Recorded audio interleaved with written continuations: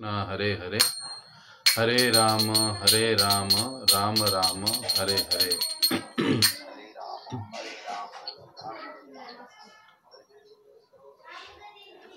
जय राधा माधव कुंज बिहारी,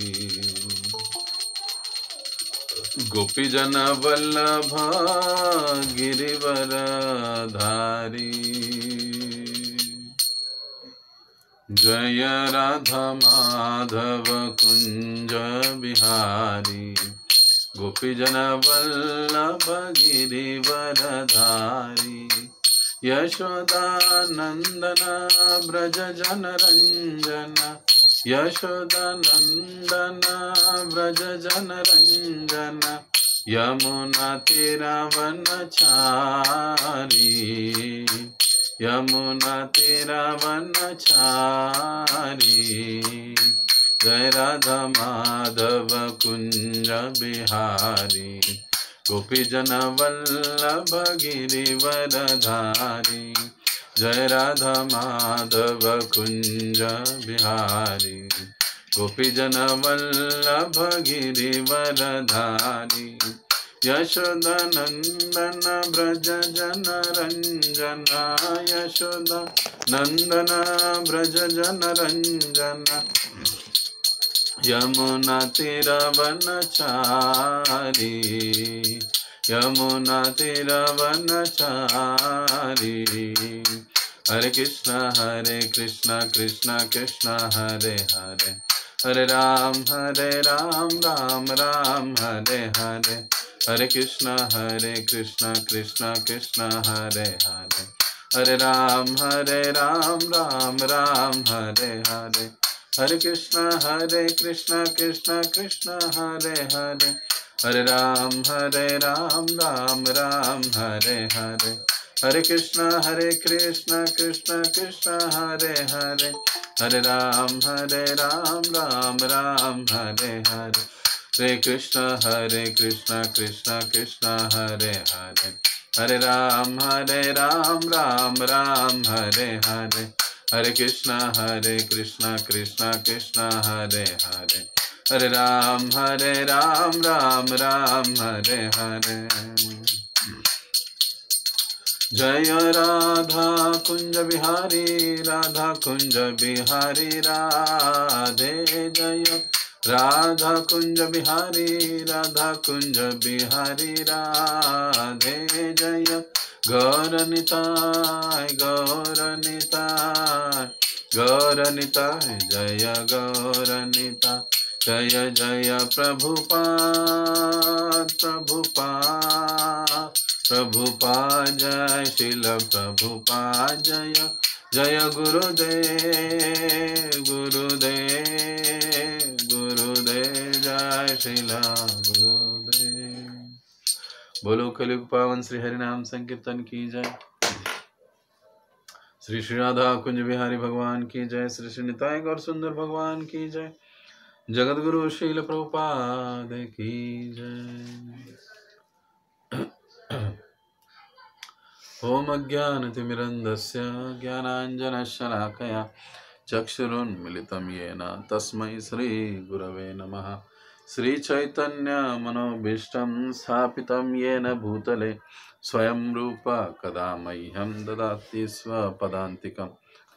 वन्देऽहं श्रीगुरौ श्रीयुतपदकमलं श्रीरूपं साग्रजातं सहगना रघुनाथान्वितं तं सजीवं साद्वैतं सावधूतं परिजनसहितं कृष्णचैतन्यदेवं श्रीराधा कृष्णपादान् सहगना ललिता श्रीविशाखान्वितांश्च। नमः ओं विष्णुपादाय कृष्णपृष्ठाय भूतले श्रीमते भक्तिवेदान्तस्वामिन्निति नामिने। नमस्ते सारस्वते देवे गौरवाणी प्रचारिणे, निर्विशेष शून्यवादी पाश्चात्यदेशतारिणे। नमो महावदन्याय कृष्ण प्रेम प्रदायते, कृष्णाय कृष्ण चैतन्य नामने गौरद्विषे नमः। हे कृष्ण करुणा सिंधो दीनबंधो जगत्पते, गोपेश गोपिका कांत राधा कांत नमस्तुते। तप्त कांचन गौरांगी राधे वृंदावनेश्वरी ऋषभानुसुते देवी प्रणमामि हरिप्रिय। वाञ्छाकल्पतरुभ्यश्च कृपा सिन्धुभ्य एव च पतितानां पावनेभ्यो वैष्णवेभ्यो नमो नमः। जय श्री कृष्ण चैतन्य प्रभु नित्यानंद श्री अद्वैत गदाधर श्रीवासादि गौर भक्तवृंद। हरे कृष्णा कृष्ण कृष्णा हरे हरे, हरे राम राम राम हरे हरे। मूकं करोति वाचालं पङ्गुं लङ्घयते गिरिं यत्कृपातमहं वन्दे श्रीगुरो दीनतारिणम्। नानाशास्त्रविचारनैकनिपुनो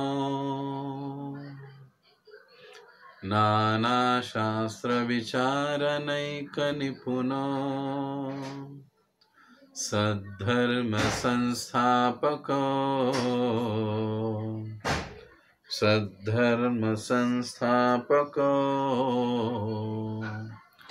लोकानां हितकारिणो त्रिभुवने, लोकानां हितकारिणो त्रिभुवने मान्यो शरण्याकरो, मान्यो शरण्याकरो। राधा कृष्ण पदारविंद भजना, राधा कृष्ण पदारविंद भजना। नंदेन मत्तालिको, नंदेन मत्तालिको वंदे रूप सनातनो रघुयुगो, वंदे रूप सनातनो रघुयुगो। श्रीजीव गोपालको, श्रीजीव गोपालको। अनुवाद। मैं सनातन गोस्वामी, श्री रूप गोस्वामी, श्री रघुनाथ भट्ट गोस्वामी, श्री रघुनाथ दास गोस्वामी, श्री जीव गोस्वामी तथा गोपाल भट्ट गोस्वामी, इन 6 गोस्वामियों को सादर नमस्कार करता हूँ, जो समस्त मानवों के लाभार्थ सनातन धर्म की स्थापना करने के उद्देश्य से समस्त शास्त्रों का आलोचनात्मक अध्ययन करने में परम निपुण है। इस तरह वे तीनों लोकों में समादरित है और शरण लेने के योग्य हैं, क्योंकि वे गोपी भाव में निमग्न रहकर राधा कृष्ण की दिव्य प्रेमा भक्ति में लगे रहे। बोलो श्री षड गोस्वामी प्रभुगण की जय। हरे कृष्णा। आप सभी भक्तों का इस भक्ति रसामृत सिंधु कक्षा में हार्दिक स्वागत है।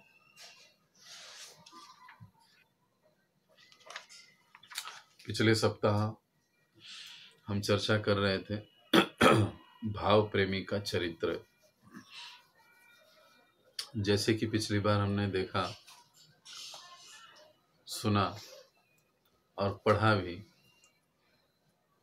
कि भाव भक्ति के पश्चात श्रील रूप गोस्वामी जो भाव स्तर को प्राप्त किए हुए भक्त है, उनका चरित्र कैसे होता है, उनमें क्या लक्षण होते हैं, इन लक्षणों का अब रूप गोस्वामी जी वर्णन कर रहे हैं। क्योंकि ये जो भक्ति का विज्ञान है, ये कोई अंधश्रद्धा नहीं है। स्टेप बाय स्टेप रूप गोस्वामी पाद और श्रील प्रभुपाद जी हमको प्रेमा भक्ति की ओर लेकर आए। भक्ति के लक्षणों से शुरुआत करते हुए साधन भक्ति, रागानुग भक्ति, भाव भक्ति और प्रेम भक्ति, ऐसे वो स्टेप बाय स्टेप हमें सारे भक्ति के विधियों को, पद्धतियों को, सिद्धांतों को हमें समझा रहे हैं। और अब जो हम लोग चर्चा कर रहे हैं, भाव भक्ति पर हमारी चर्चा हो चुकी थी। और भाव भक्ति क्या है, इसको समझने के बाद अब जिस भक्त में भाव का उदय हो जाता है, जिसके हृदय में भाव उदित हो जाता है, वह भक्त कैसे होता है, उसके लक्षण क्या होते हैं, कौन से लक्षण उनमें पाए जाते हैं, इस पर श्री रूप गोस्वामी पाद इस अध्याय में चर्चा करते हैं। और इस अध्याय को पिछली बार हम पढ़ रहे थे, तब हम पहला, दूसरा, तीसरा, चौथा और पांचवा 5 लक्षण भाव प्रेमी के हम देख चुके, जिसमें सबसे पहला था कि जिसके हृदय में भाव स्तर का उदय हो चुका है या भाव भक्ति उदित हो चुकी है, ऐसा भक्त जो है उसमें विशेष गुण दिखाई देता है, वो है अव्यर्थ कालत्वम। वो एक समय भी, अपना एक क्षण भी व्यर्थ नहीं गंवाता, बल्कि अपना हर क्षण वो भगवत सेवा में लगाता है। और उसके शास्त्रों में से कई सारे उदाहरण हमने देखे, और कैसे हम साधक भक्तों को भी अधिक अधिक समय भगवत चिंतन, सेवा चिंतन, कीर्तन कथा का स्मरण या श्रवण इसमें व्यतीत करना चाहिए सेवा में, वो भी हमने चर्चा की थी पिछली बार। फिर दूसरा गुण हमने देखा था कि जिनके हृदय में भाव भक्ति का विकास हुआ है या विकसित हुई है, वो शांति या अध्यवसाय अर्थात वे बहुत सहनशील होते हैं। उनके आध्यात्मिक जीवन में, भक्तिमय जीवन में बाधा कितनी भी क्यों ना आए, लेकिन वो विचलित नहीं होते, बने रहते हैं। वो कभी ऐसे नहीं हुआ, अरे आज मेरे घर में बहुत बड़ी समस्या थी इसके लिए मैं सत्संग को नहीं आ पाया, अरे आज हमारा अमका ढमका फलाना कोई कुछ इमरजेंसी में आ गया, हम वहां पर चले गए तो हमारा माला जपना रह गया। ऐसी बात उनमें कभी नहीं होती है। और हम साधक भक्त भी जब तक साधन भक्ति पर जो हम लोग हैं, जब तक हम अपने साधन भक्ति के लिए ऐसे कारण गिनाते हैं, सेवा के लिए, साधना के लिए, तब तक हम लोग भाव भक्ति पर आने का, इस स्तर तक आने का सवाल ही पैदा नहीं होता है। जब तक हमारी साधन भक्ति अच्छे से, गंभीरता से, प्रामाणिकता से नहीं होती है, तो हम यहां तक कैसे पहुंच पाएंगे। इसलिए यह बहुत जरूरी है कि बिना अखंडित रूप से, अप्रतिहता और अहेतुकी रूप से हमें साधन भक्ति को पालन करना चाहिए, बिना रुके हुए, बिना किसी खंडित हुए और बिना किसी स्वार्थ या मतलब से हमें आध्यात्मिक सेवा में, कार्यों में, जीवन में लगे रहना चाहिए। तो यह महत्वपूर्ण गुण दूसरा दिखाई देता है, जिसके ऊपर हमने चर्चा की। तीसरा गुण था विरक्ति। जो भाव प्रेमी भक्त होते हैं उनमें विरक्ति विशेष रूप से होती है, और वो विरक्ति उनके व्यवहार से दिखाई देती है। ऐसे नहीं कि गले से ऊपर विरक्ति, लेकिन उनका विरक्ति जो है वो हृदय से विरक्ति होता है। कई बार होता है ना, हम लोग साधन स्तर पर आते हैं, नए नए 4 नियमों का पालन आरंभ करते हैं, विरक्ति तो हो जाती है, अरे देखो मैंने चाय छोड़ दिया, मैंने ये छोड़ दिया, हमने ये कर दिया, हमने वो कर दिया, अब हम भी नियमों का पालन कर रहे। लेकिन कई बार ऐसे होता है ना, मन में सोचते अरे क्या यार, मैंने कंठी माला पहन ली, लेकिन ये पुणे से क्या, ये अपना इधर अरोरा टावर के पास गार्डन वड़ा पाव बहुत बड़ा अच्छा फेमस है, क्या बढ़िया से मैं कुछ समय पहले खाया करता था। ये चिंतन हृदय में चलते रहता है। तो ये फल्गु वैराग्य, ये झूठी विरक्ति हुई। जिनके हृदय में भाव उदित हुआ है, जिनके हृदय में भाव भक्ति उदित हो चुकी है, उनका वैराग्य, विरक्ति असली होता है। इंद्रिय भोग से उन्हें प्रथम कोटि का घृणा होता है। इंद्रिय भोग से घृणा किए बगैर विरक्ति आ नहीं सकती। जब तक इंद्रियों के विषय में हमें आसक्ति है, तब तक विरक्ति संभव नहीं है। और इस आसक्ति को कम करने का, काटने का कार्य ही साधना भक्ति के माध्यम से चलता है। और साधन भक्ति जितना पक्का और स्ट्रांग हम लोग करेंगे, उतने जल्दी ये आसक्तियां कटते जाती। और ये भक्ति, साधन भक्ति जितना ढीला ढाला हम लोग करते रहेंगे, उतना फिर हमारी जो विरक्ति है वो आने में समय लगेगा। भगवान के प्रति हमारी आसक्ति बढ़ने में समय लगेगा। इसीलिए प्राय में लगभग हर लेक्चर में मैं साधन भक्ति के ऊपर जोर देने का कारण यही है, क्योंकि हमारा जो बेस है, हमारा जो पाया है, वो है साधन भक्ति। वही अगर हम लोग ठीक नहीं करेंगे तो आगे चलकर हम लोग अधिक समय के लिए भक्ति में नहीं ठीक से टिक पाएंगे। गुरु की आज्ञा को हम अच्छे से पालन नहीं कर पाएंगे। कितनी भी बाधा क्यों न हो, हम लोग भक्ति में स्थिर नहीं रह पाएंगे, क्योंकि हमने साधन भक्ति ठीक से की नहीं है। तो साधन भक्ति जब तक हम अच्छे से नहीं करते हैं, तब तक अच्छे से हृदय की शुद्धि नहीं होती है। और अगर हृदय की शुद्धि अच्छे से नहीं हुई है, तो दीक्षा के बाद जो गुरु भक्ति लता का बीज हमारे हृदय में बोते हैं, तो वो बीज ठीक से अंकुरित नहीं होगा। क्यों? मराठीत त्याला चांगला शब्द म्हणतात ना, क्योंकि हृदय का जो मरम्मत है, जमीन का मरम्मत ही अगर अच्छे से नहीं हुआ, तो उसमें हम कितना भी अच्छा क्यों ना बीज डालें, वो ठीक से उगेगा नहीं। क्योंकि मराठीत आपण म्हणतो जमिनीची मशागतच नीट नाही केली, तर बीज कितीही चांगल्या क्वालिटीचं घातलं तरी ते व्यवस्थित उगवणार नाही। साधन भक्तीचे आपण हृदयाची मशागत करत असतो, आणि जेवढी चांगली आपली मशागत होईल, म्हणजे साधन भक्ती होईल, तेवढं व्यवस्थित दीक्षा झाली, ते बीज हृदयामध्ये दीक्षेच्या माध्यमातून आपल्या गुरूंनी आपल्या हृदयात ते बीज दिलं कि त्या बीज लगेच अंकुरित होतं। वो बीज तुरंत अंकुरित हो जाता है और वो लता बढ़ते जाती है। उत्साह के साथ, आनंद के साथ, प्रेम के साथ हम लोग भगवान की सेवा में लगे रहते हैं। नहीं तो फिर ऐसे नहीं दिखाई देता है। जब हमको दीक्षा के बाद भी लोग ऐसे सो जाते दिखाई देते, समझ लेना चाहिए कि उन्होंने अपने हृदय की मशागत ठीक से करी नहीं है। साधन भक्ति को उन्होंने अच्छे से लिया नहीं है, बस जैसे तैसे किया है, और अब माया का अटैक हो चुका है। तो ये चीज, बात को समझना कि विरक्ति तक अगर पहुंचना है तो साधन भक्ति अच्छे से करना है। और जो भाव स्तर के जो भक्त होते हैं, उनमें वास्तविक विरक्ति हमको दिखाई देती है। अब चौथा हमने देखा था निरअभिमानता। जो भाव स्तर के भक्त हैं, उनके पास कोई भी पद क्यों ना हो, प्रतिष्ठा क्यों ना हो, लेकिन सब कुछ रहते हुए भी वो बड़े ही विनम्र रहते हैं। कोई अहंकार, कोई घमंड उनमें नहीं रहता है। एकदम नम्र स्वभाव होता है, दिखाने के लिए नहीं, वे वास्तविकता में नम्र होता है।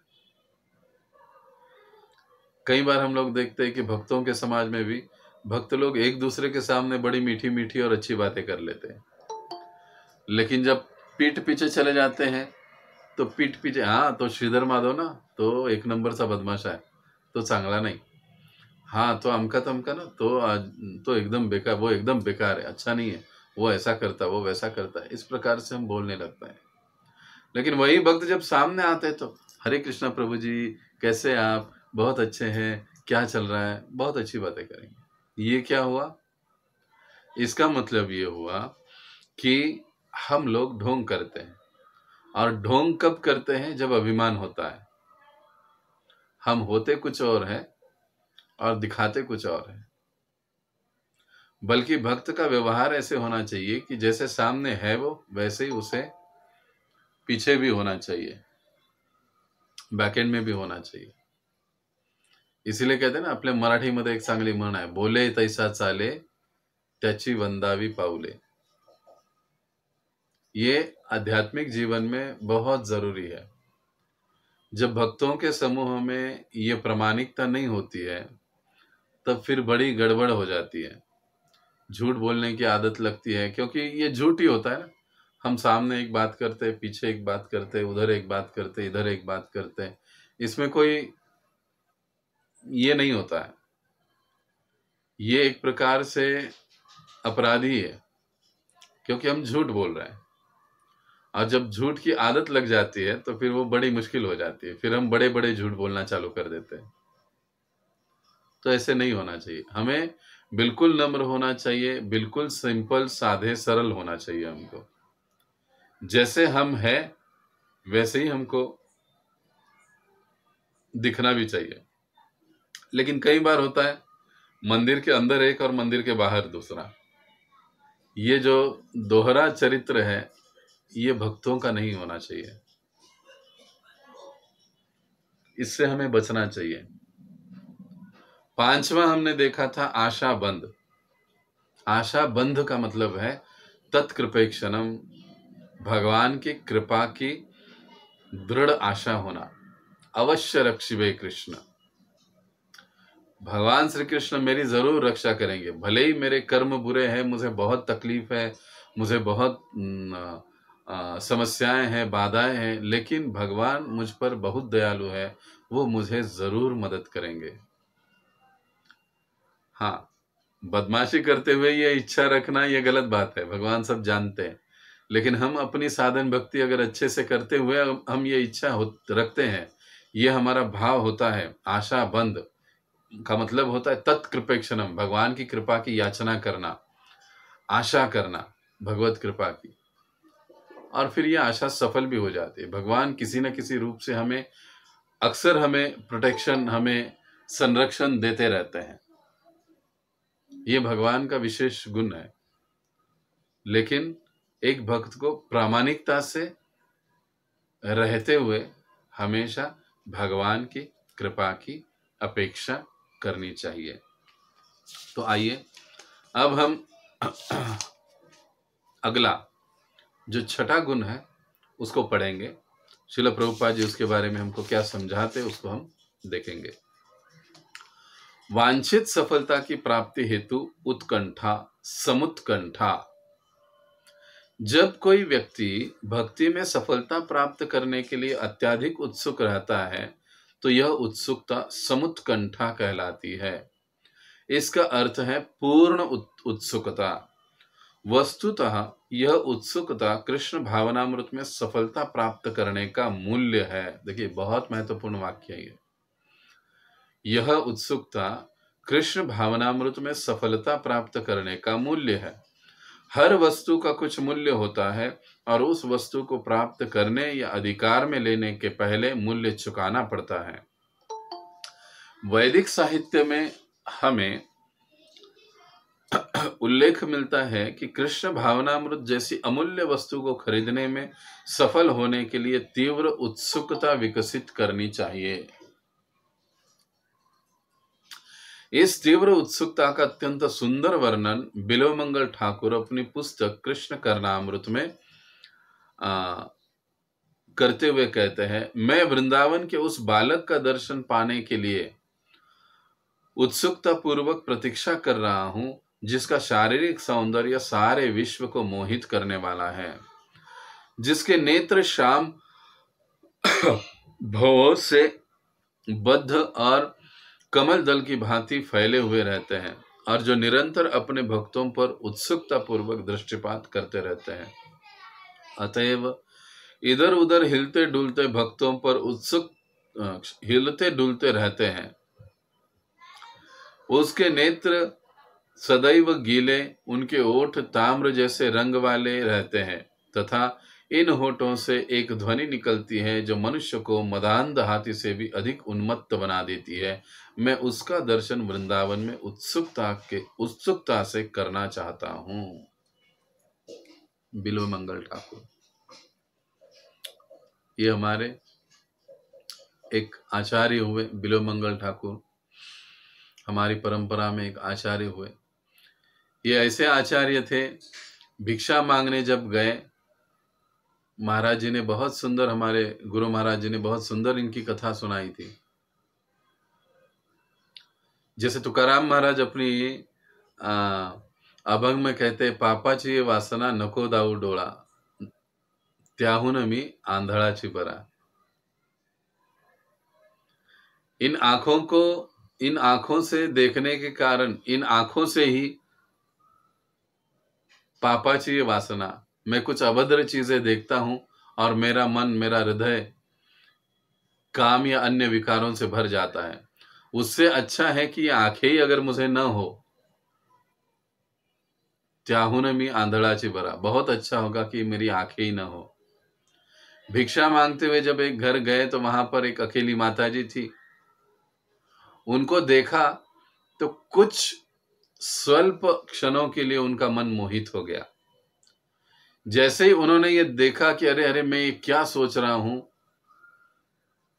कुछ आचार्यगण इस पर वर्णन करते हैं कि उन्होंने उन्हीं के ही चूड़े का एक कांटा ले लिया और उस कांटे से सीधे अपनी आंखों को, दोनों आंखों को फोड़ डाला। वो माता घबरा गई, वो वहां से चले गए। अपने आप को उन्होंने अंधा बना डाला कि इन आंखों से मैंने जो रूप देखा, जिसके कारण मेरे मन में ये ऐसी घृणित भावना उत्पन्न हुई, अच्छा है मुझे आंखें ही न हो, दिखाई नहीं देगा तो फिर क्या होगा। त्याहून मी आंधळाची बरा। तो ऐसे बिल्वमंगल ठाकुर, ये आचार्य,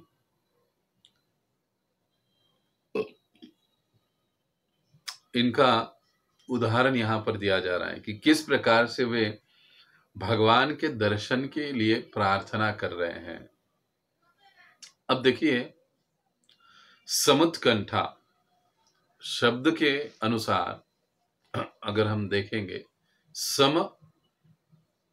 सम्य उत्कंठा मतलब इसका होता है सम्यक रूपेण उत्कंठित, मतलब पूर्ण रूप से, सही रूप से उत्कंठा होनी चाहिए। अब सम्य शब्द के कई सारे अर्थ हैं, पूर्ण रूप से, सही रूप से, श्रेष्ठ रूप से, ये अलग अलग शब्द का भाव उसके वाक्य या भाव के अनुसार निकलता है।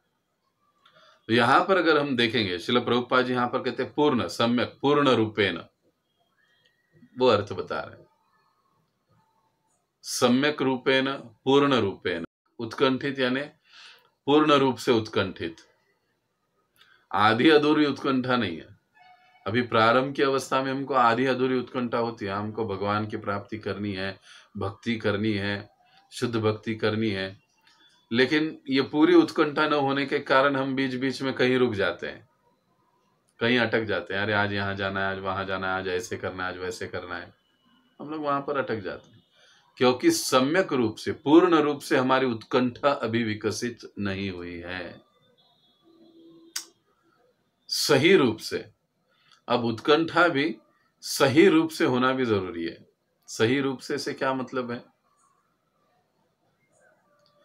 किसी स्वार्थ से प्रेरित न होते हुए, किसी हेतु से प्रेरित न होते हुए हमारी उत्कंठा होनी चाहिए। अब उत्कंठा किसके लिए? शुद्ध भक्ति के लिए, भगवत प्राप्ति के लिए, भक्तों के संग के लिए, कथा कीर्तन श्रवण के लिए, ये उत्कंठा हमारी होनी चाहिए। हमारी मुख्य उत्कंठा क्या है? कृष्ण प्रेम।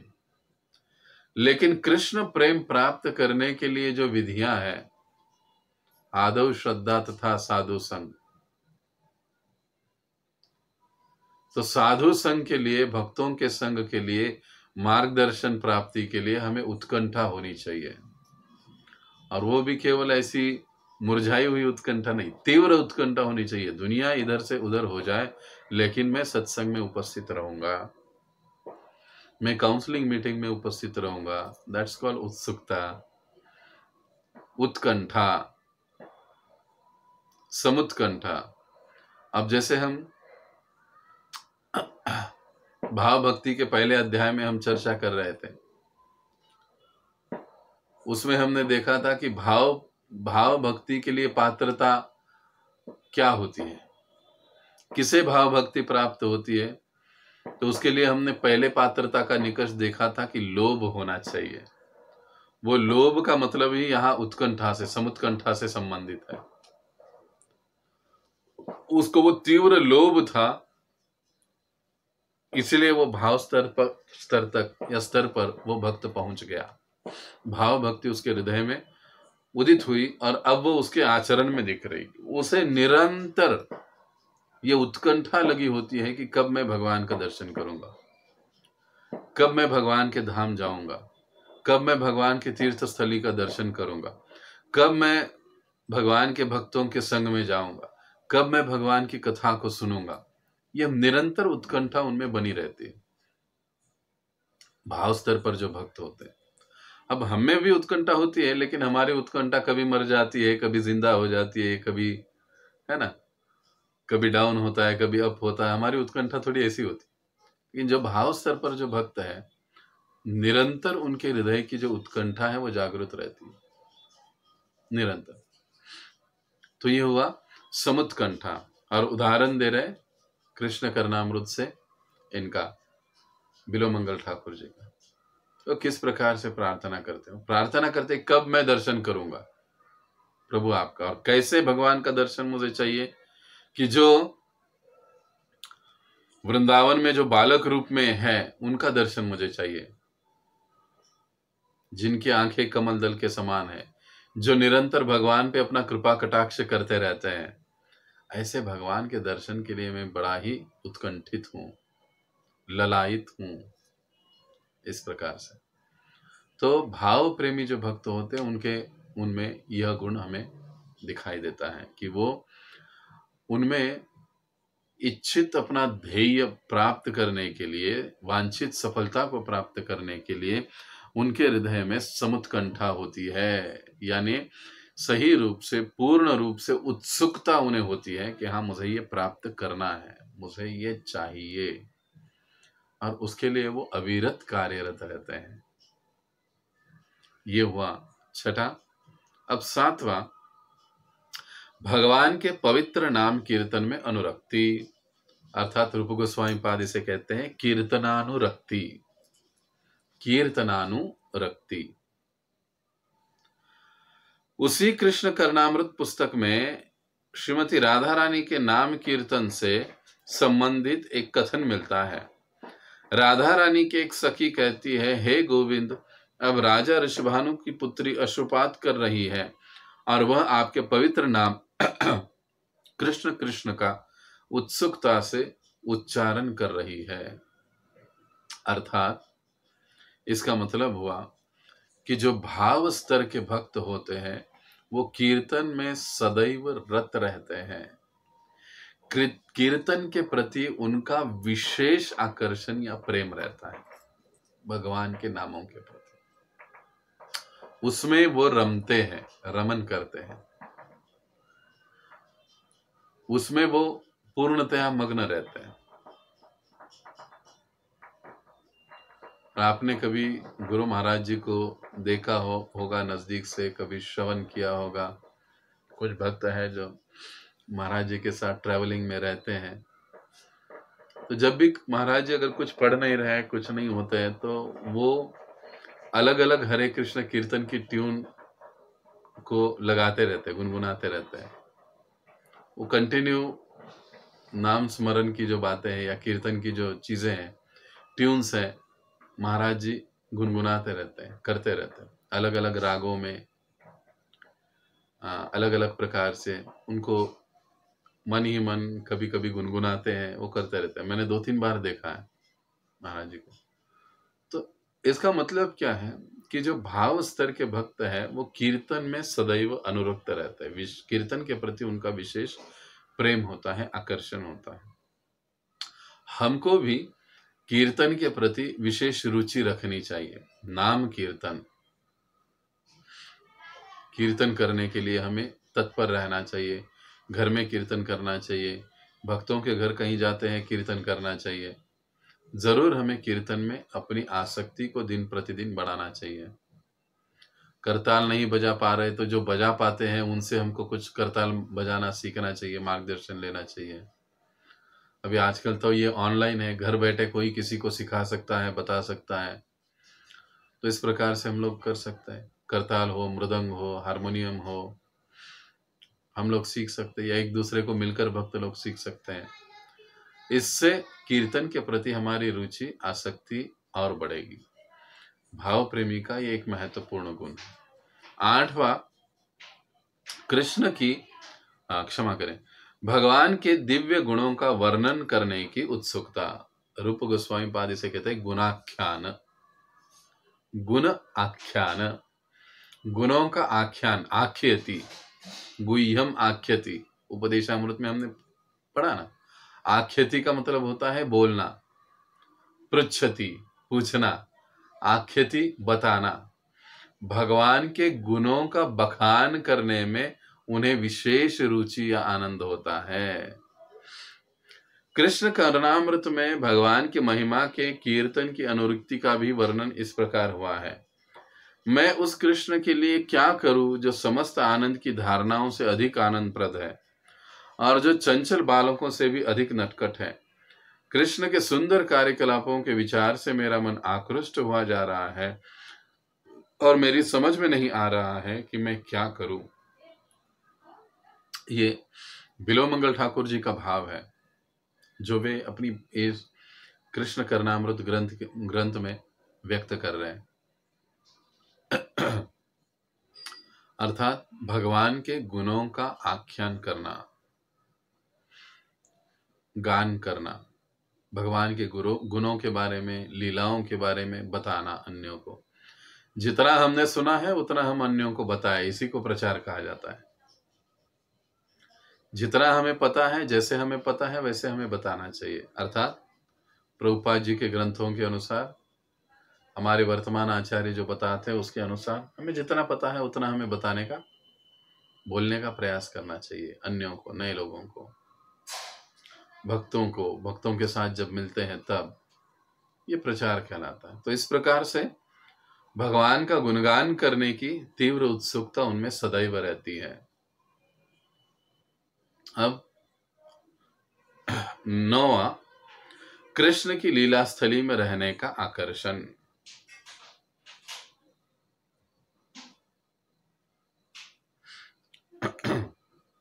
रूप गोस्वामी कृत पद्यावली में वृंदावन के विषय में यह कहा गया है कि इस स्थान पर समस्त ग्वालों के राजा नंद महाराज का पुत्र अपने पिता के साथ रहता था। इसी स्थान पर कृष्ण ने उस शकट का भंजन किया जिसमें शकटासुर असुर छिपा था। यहीं पर हमारे भवबंधन की ग्रंथि काटने वाला दामोदर अपनी माता यशोदा द्वारा रस्सी से बांधा गया था। कृष्ण का भक्त मथुरा या वृंदावन जिले में निवास करता हुआ उन समस्त स्थानों का भ्रमण करता है जहां जहां कृष्ण ने लीलाएं की थी। इन सभी पवित्र स्थानों पर कृष्ण ने ग्वाल बालों एवं माता यशोदा के संग अपनी बाल्यकाल की क्रीड़ाएं की। आज भी कृष्ण भक्तों में इन लीला स्थलों की परिक्रमा करने की प्रथा चालू है और मथुरा तथा वृंदावन की यात्रा करने वाले भक्त सदैव दिव्य आनंद का अनुभव करते हैं। वस्तुतः यदि कोई वृंदावन जाता है तो तुरंत ही उसे कृष्ण का वियोग सताने लगता है जिन्होंने वहां रहकर ऐसी सुंदर क्रीड़ाएं की थी। लीला स्थली में निवास करना। जो भाव स्तर के भक्त होते हैं, भगवान ने जिन जिन स्थानों पर लीलाएं करी है वहां उनका दर्शन करना, वहां पर रहना उन्हें विशेष प्रिय होता है। इसलिए प्राय हम लोग देखते हैं कि हमारे कई सारे आचार्य आगे चलकर कुछ समय के बाद वृंदावन में जाकर स्थित हुए।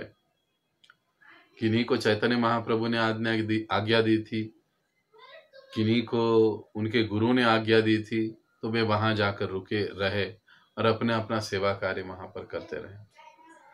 तो भाव प्रेमी जो भक्त होते हैं उनके चरित्र का ये विशेष गुण होता है कि वो भगवान की लीला स्थली में रहने के लिए विशेष रूप से तत्पर रहते हैं। और इसमें लीला स्थलियों में विशेष रूप से वृंदावन का वर्णन हो रहा है और मायापुर, वृंदावन जैसे स्थानों पर निवास करना, ये इनका भाव प्रेमियों का एक विशेष गुण है।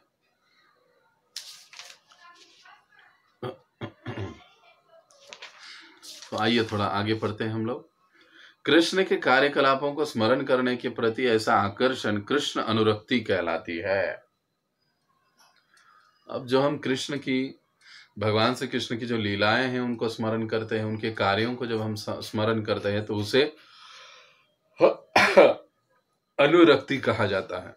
अनुरक्ति का मतलब होता है कि आसक्ति। किसमें अनुरक्ति? भगवान की कथाओं में, लीलाओं में। किंतु निर्विशेषवादी दार्शनिक तथा योगी भक्ति के प्रदर्शन द्वारा परब्रह्म में लीन होना चाहते हैं। कभी कभी वे कृष्ण की लीला स्थलियों का भ्रमण करने की शुद्ध भक्तों की भावना का अनुसरण करते हैं, किंतु उनका एकमात्र लक्ष्य मुक्ति लाभ होता है। अतएव उनके ऐसे कार्यों को अनुरक्ति नहीं माना जा सकता। अब देखिए, जैसे मैंने पिछली बार कहा था कि अब यहां से रूप गोस्वामी पाद हमें कुछ चीजों के प्रति सतर्क या सचेत रहने की बात बताते हैं। कुछ चेतावनियां हमको यहां से आगे दी जाएगी, उसको हमको थोड़ा ध्यान से सुनना चाहिए। ज्ञानी होते हैं, कर्मी होते हैं, जो अलग अलग प्रकार के योगी होते हैं, ये लोग कभी कभी भक्त होने का दावा करते हैं, या कभी कभी कई बार हम लोग देखते हैं कि ये लोग भी अपने आप में ऐसे भक्ति का दिखावा करते हैं, क्या हम लोग भी भक्ति ही कर रहे हैं। लेकिन उनकी एक सुप्त आंतरिक इच्छा होती है, वो होती है मुक्ति की, भगवान में लीन होने की, ब्रह्म ज्योति में लीन होने की उनकी आंतरिक इच्छा रहती है। लेकिन ऊपरी तौर से वो ऐसा दिखाते हैं, दर्शाते हैं कि हम भी भक्ति के पंथ के। इसलिए कई बार भक्त लोग अलग अलग टीवी के जो चैनल देखते हैं ना, आस्था, दुनियादारी, क्या क्या लगता रहता है। कई बार भक्त लोग भी इसमें पड़ जाते हैं, प्रभु जी, अरे बिल्कुल जैसे प्रभुपाद जी ने बताया ना वैसे ही वो स्वामी जी बताते हैं, वो महाराज जी बताते हैं, और जैसे हम लोग बताते हैं ना वैसे ही वो लोग बताते हैं, बिल्कुल। लेकिन अंतिम जब उनका प्रश्न हम पूछेंगे कि हमारा गंतव्य क्या है, वहां पर उनकी असलियत पता चल जाती है।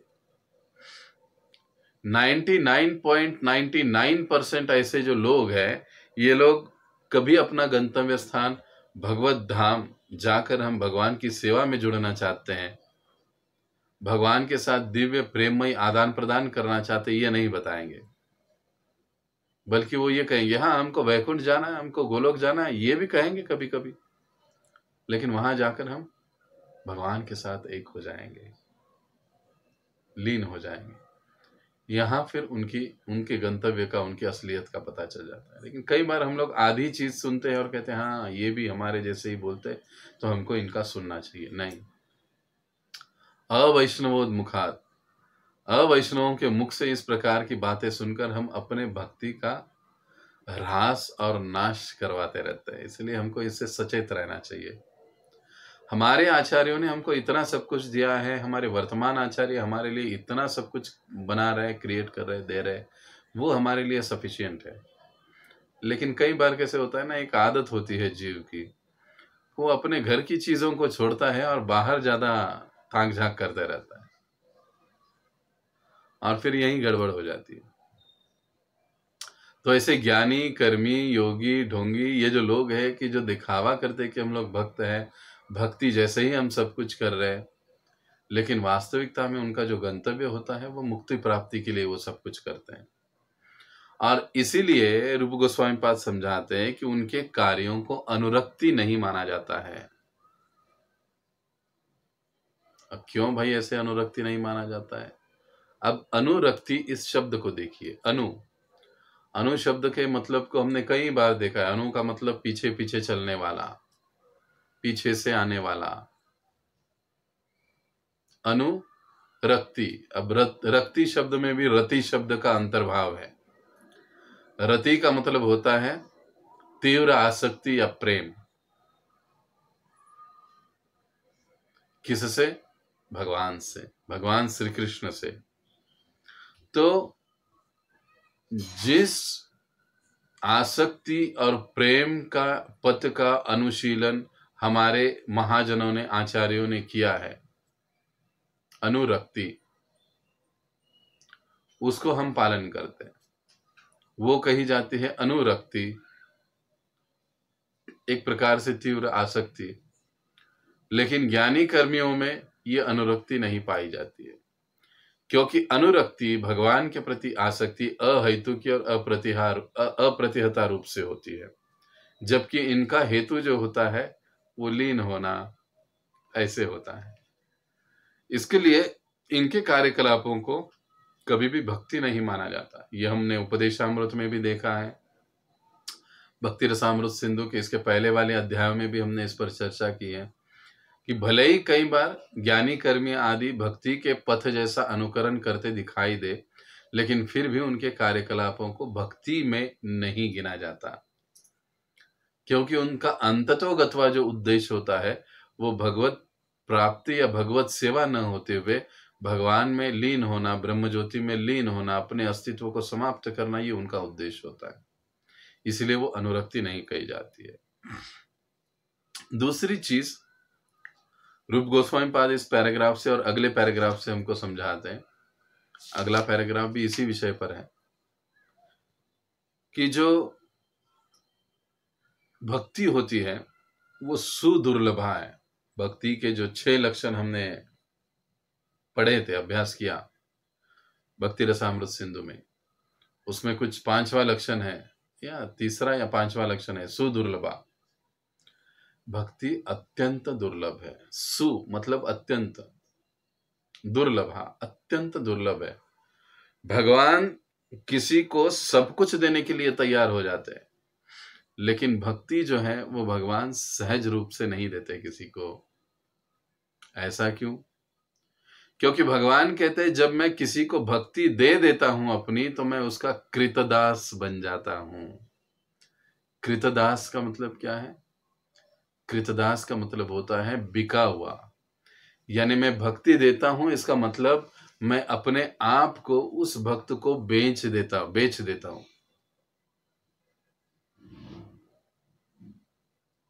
क्या करता हूं? मैं अपने आप को बेच देता हूं।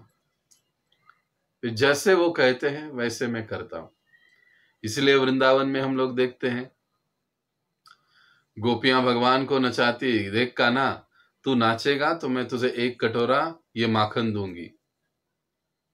तो कान्हा तुरंत हाथ पैर ऊपर नीचे करके नाचने लग जाते गोपियों के साथ। दूसरी गोपी कहती अरे वो तो माखन देगी, देख मैं तो तुझे मोतीचूर लड्डू दूंगी, और वो भी इतना बड़ा लड्डू दूंगी, तो क्या मेरे लिए तू गाकर दिखा। कान्हा तुरंत उसके लिए गाने लग जाते हैं। कोई कहता है अरे ऐसे नहीं, मैं तुम्हें क्या करूंगी, मैं और कोई चीज तुमको दे दूंगी, मेरे लिए तुम एक फल वाले की टेर लगाओ। तो कान्हा ऐसे चलते मानो जैसे फल वाली चल रही है, टोकरी हाथ में ली हुई है और जोर जोर से टेर लगा रहे हैं कि फल वाला आया, फल वाला ले लो, फल ले लो, फल ले लो। और उनको देख देख कर सारी गोपियां तालियां बजा बजा कर हंसती है कि देखो हम इसको कैसे नचाते, नंद के कान्हा को हम कैसे नचाते। क्यों भगवान इस प्रकार से उनके हाथ के कठपुतले बने हुए हैं? क्योंकि ये सुदुर्लभ भक्ति उनको भगवान ने प्रदान की, उनके पास है। प्रेम भक्ति, माधुर्य भक्ति, सर्वोच्च भक्ति, ये उनके पास है। इसीलिए भगवान इस प्रकार से, नंद महाराज कहते हैं कि जाओ बेटा मेरा पादुका ले आओ। भगवान तुरंत दौड़ते हुए, नन्हे से कान्हा दौड़ते हुए जाते हैं और सर पर धारण करके ले आते। तीनों लोकों के स्वामी। तो भगवान कहते जब मैं भक्ति किसी को देता हूं तो मैं उसका कृतदास बन जाता हूं। इसलिए भगवान भक्ति सहज रूप से किसी को नहीं देते। धनम देही, जन्म देही, पुत्रम देही, जो कुछ चाहिए वो सब कुछ भगवान आसानी से दे देते हैं। इसलिए हम देखते हैं फलवाली कथा में आगे सनातन गोस्वामी पाद समझाते हैं, जब फलवाली अपनी टोकरी लेकर जमुना के तट पर उस पार जाने के लिए आई, और जब उसने देखा, उसको अनुभव हुआ कि अरे टोकरी बड़ी भारी हो गई है। जब उसने देखा कि अरे कान्हा, इसमें तो पूरे हीरे मोती मानिक भरे पड़े हुए हैं, तो अपना सीना पीट पीट कर रोने लगी। हाय मुझे कान्हा ने ठग लिया, मुझे भगवान ने ठग लिया, मुझे प्रभु ने ठग लिया। शायद मैं यही सोचती थी, मैं यही चाहती थी, इसलिए मुझे ये दे दिया, लेकिन मुझे अब ये तो नहीं चाहिए था। मुझे तो केवल भगवान की भक्ति प्रेम चाहिए था, मेरे प्रभु का।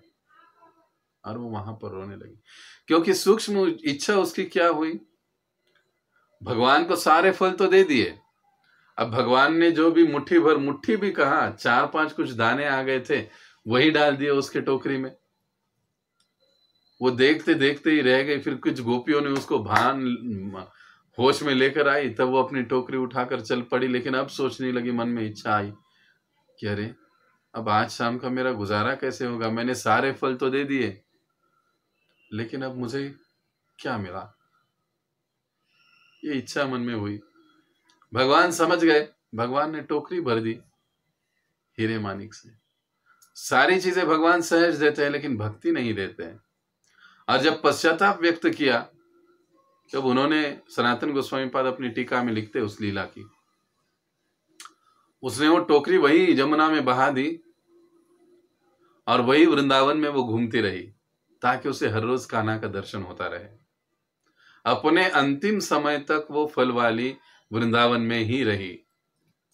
वृंदावन में घूम घाम कर माधुकरी करती, खाती, और हर रोज प्रातःकाल सवेरे नंद के आंगन में नन्हे से कान्हा का दर्शन करने के लिए आती। तो ये जो अनुरक्ति है, भगवान के प्रति तीव्र आसक्ति, दूसरा कोई हेतु, कोई उद्देश्य, कोई स्वार्थ, कोई मतलब नहीं उसमें, केवल और केवल भगवत प्रेम। इसकी कमी इन ज्ञानी कर्मी योगियों के पास होने के कारण उनके कार्यकलाप कई बार भक्ति युक्त दिखते हुए भी उसको भक्ति नहीं कहा जाता, जिससे हमें मतलब सावधान रहना चाहिए ऐसे लोगों से, जो भक्ति का दिखावा तो करते हैं लेकिन वास्तविकता में भक्त होते नहीं है। अब आगे प्रभुपाद जी समझाते कि कई बार लोग भगवान की अष्टकालिक लीलाओं को स्मरण करते हैं, लेकिन ये जो स्मरण है, जो भाव स्तर के भक्त है, उनके हृदय में अपने आप होता है कि अब समय ये हुआ है, भगवान क्या लीला कर रहे होंगे, उनको स्मरण चलते रहता है। हाँ, अब भगवान खाना खा रहे होंगे, अब भगवान विश्राम कर रहे होंगे। अलग अलग प्रहरों में भगवान की अलग अलग लीलाएं होती हैं। अष्टकालीन लीला उसे कहा जाता है भगवान की, और वो लीला स्वतः ही उनके हृदय में स्फुरित हो जाती है ऐसे भक्तों के, और उसी के अनुसार वो व्यवहार आचरण करते रहते हैं, उसमें मग्न रहते हैं। लेकिन कई बार कुछ लोग इसका कृत्रिम रूप से स्मरण करते हैं, जिनको प्राकृत सहजिया कहते हैं। कई बार हम वृंदावन में जाते हैं तो हमको कई बार ऐसे भक्त मिलते हैं जो सहजिया हैं, अपने आप को गोपी बताते हैं या अपने आप को और कुछ बताते हैं और उसी प्रकार से व्यवहार करते हैं। तो ऐसे सहजियों से हमें बचना चाहिए, इनसे हमें सावधान रहना चाहिए, बचना चाहिए। अब अगला जो पैराग्राफ है उसमें प्रभुपाद जी समझाते हैं 142 आखिरी पैराग्राफ। इस अनुकरणीय अनुरक्ति के दो विभाग किए जा सकते हैं, एक छाया अनुरक्ति तथा दूसरी परा दिव्य अनुरक्ति। अब कौन सी अनुरक्ति? ये जो सहजी या प्राकृत लोग जो जबरदस्ती से ढोंग करते हैं, उनके बारे में यहां पर बताया गया है। अब ये जो अनुरक्ति है, ये जो भगवान की जो तीव्र आसक्ति, इसके दो भाग रूप गोस्वामी पाद हमको समझा रहे। एक है छाया अनुरक्ति तथा दूसरी है परा दिव्य अनुरक्ति। अब इस दिव्य अनुरक्ति को रूप गोस्वामी पाद रत्याभास भी कहते हैं। रति का मतलब होता है तीव्र प्रेम आसक्ति, और उसका भास का मतलब आभास। अब जैसे कि हम पहले ही पढ़ चुके हैं कि ये भाव स्तर यानी प्रेम स्तर का, प्रेम भक्ति का उदय मात्र होता है, कि जैसे सूर्य की पहली किरण या सूर्य उगने से आता है, वो प्रकाश यानी भाव भक्ति है। ये हम पिछले अध्याय में भाव भक्ति और भाव भक्ति का स्थिति स्वरूप, इसके बारे में हम चर्चा करते हुए हमने देखा है इसको। सूर्य उगने से पहले जो प्रकाश फैलता है, वो उसका मतलब है वो भाव भक्ति। अब प्रकाश फैला है, सूर्य तो अभी दिखाई नहीं देता है लेकिन प्रकाश फैला है, लेकिन हम लोग समझ जाते हैं कि हाँ, अभी कुछ ही समय में आकाश में सूर्य उदित होगा और हमको सूर्य दिखाई देगा, और होता भी वैसे ही है। ठीक ऐसे ही भाव भक्ति मतलब प्रेम भक्ति पूर्ण रूपेण उदित होने से पहले का कुछ समय का यह स्तर है। अब कुछ ही समय में प्रेम भक्ति, भक्ति का अंतिम जो गंतव्य है वो प्राप्त होने वाला है, उसके पहले की यह स्थिति है। तो अब इसके जो अनुरक्ति के दो प्रकार बताए जा रहे हैं। अब इसको हम अधिक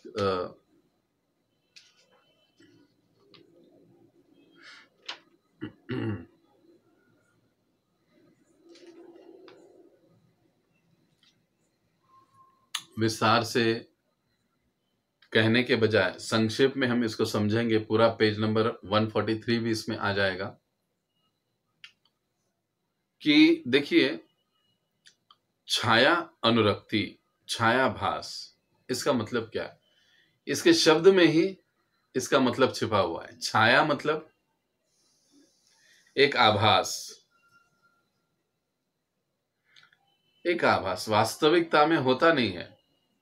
अब हम रास्ते से चलते हैं, कई बार तो हमारी परछाई नीचे होती पड़ जाती है सामने, वो परछाई होती है, हम होते हैं नहीं होते, लेकिन वो परछाई होती है, एक आभास ऐसे ही लगता है कि हाँ। तो छाया अनुरक्ति का मतलब होता है कि भक्ति की तीव्रता ऐसे व्यक्ति में नहीं होती है। भक्ति की जो तीव्रता है वो ऐसे व्यक्ति में नहीं होती है। एक विकृत भाव होता है उस भक्त में। कई बार प्राकृत सहजिया लोग जो दिखाई देते हैं हमको, उनमें ये सारी बातें हमको दिखाई देती है। हालांकि ये जो शुद्ध भक्ति का भाव उनमें नहीं होता है, लेकिन वो ऐसे प्रदर्शित करते हैं कि हमारा भाव वैसे है, लेकिन कई बार भाव विकृत भी होता है उनका। वो भगवान की रास लीला को अपने जीवन में उतारने का कोशिश करते हैं, भगवान के अलग अलग क्रियाकलापों को वो उसका अनुकरण करने का अपने जीवन में प्रयास करते हैं, ऐसे लोग होते हैं।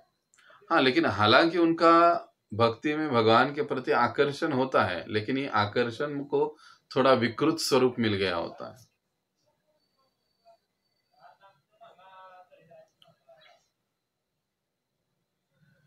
इसलिए उसको छायाभास या छाया अनुरक्ति कहा जाता है, कि उसमें भक्ति की अधिक तीव्रता नहीं होती है, लेकिन कुछ दुर्गुण या विकृत भाव उसमें पाए जाते हैं। अब देखिए, दूसरा बताया गया है परा अनुरक्ति या दिव्य अनुरक्ति। इसको रत्याभास भी कहा जाता है।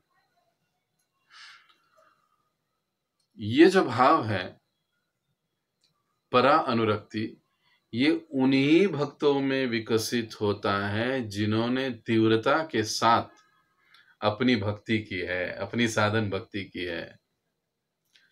जो तीव्रता के साथ साधन भक्ति नहीं करते हैं, प्रामाणिकता और गंभीरता के साथ साधन भक्ति नहीं करते हैं, आगे चलकर भी वो छायाभास या छाया अनुरक्ति उनमें उदित होने का संभावना अधिक रहता है। ढोंग, विकृति।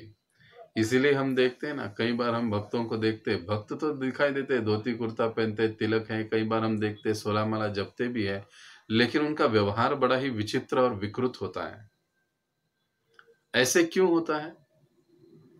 देखिए, अगर इस पैराग्राफ को आपको पढ़ना चाहिए, मैं अब समय के अभाव में उसको इतना डिटेल में नहीं पढ़ूंगा, लेकिन ये आने वाले जो 3-4 पैराग्राफ है उसको आप ध्यानपूर्वक पढ़िए, जिसमें प्रभुपाद जी समझाते हैं।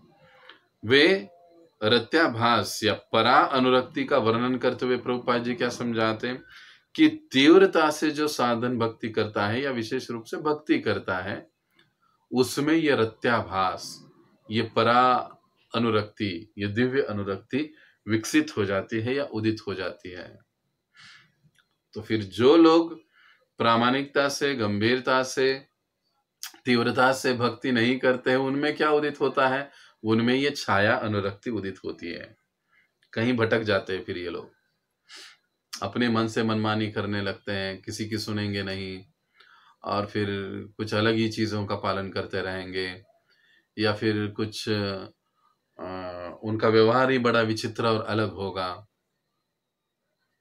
किसी को मानेंगे नहीं, सुनेंगे नहीं। ये क्या है?